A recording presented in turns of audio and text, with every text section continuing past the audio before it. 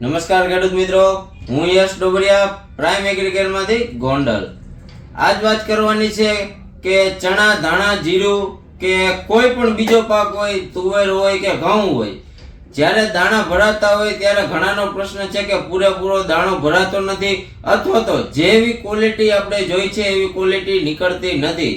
તો જે કોઈ ખેડૂત મિત્રો પહેલા અત્યારે આપણી ચેનલમાં નવા છે, આપણી ચેનલને સબસ્ક્રાઇબ કરી નાખે જેથી આવા નવા વિડીયો તમને જોવા મળતા રહે।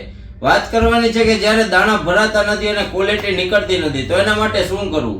અત્યારે આપણી પાસે છે સલ્ફર મિલનું ટેકનોજેટ, જેમાં સલ્ફર અને ઝીંક બંને સાથે આવે છે, જેથી કરીને તમારે દાણામાં પૂરેપૂરો વજનવાળો અને ઝીંક આવે છે, તેથી તમારે જે દાણામાં સુગંધ આવે, આપણે કેમ રોડ ઉપરથી ખટારો કે ગમે નીકળવું હોય દાણાનો તો આપણે ઠેઠ ન્યા સુધી સુગંધ આવે તો આપણે ખબર પડી જાય કે દાણાનો ખટારો નીકળો, એવી સુગંધ ફેલાવે એટલે એ ઝીંક અને સલ્ફર તમારા દાણાનો વજન કરે છે।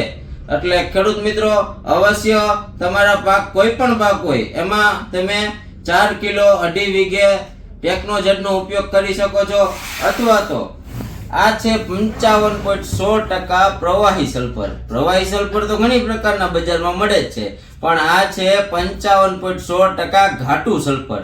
આ 1 લીટરની બોટલ છે, પણ આનો વજન કરશો એટલે 1.5 કિલો જેવો વજન થશે। એટલે કોઈ પણ સારી કંપનીનું પ્રવાહી સલ્ફર તમે 1 વીઘે 500 ml લેખે લઈ શકો છો। પણ આને પાવું ક્યારે, એક મુખ્ય પ્રશ્ન છે। આને તમારે પાવાનો સાચો સમય છે જ્યારે ફૂલમાંથી દાણા બંધાતા હોય કે સિંગ કે કોઈ પણ વસ્તુ આવતું હોય, જો ત્યારે આનો ઉપયોગ કરવામાં આવે તો ખેડૂત મિત્રો તમને સારામાં સારા પરિણામ મળશે। અસ્તુ, જય હિન્દ, જય ભારત।